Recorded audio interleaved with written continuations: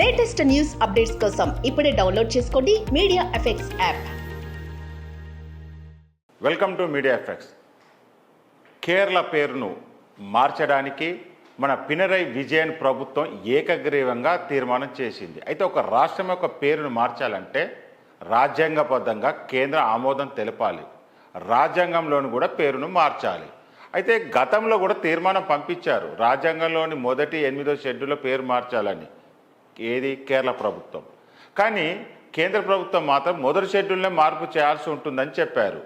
కేరళం అనే పేరు మలయాళం అని రాజ్యాంగంలో రాష్ట్రం పేరు కేరళగా పేర్కొన్నారు.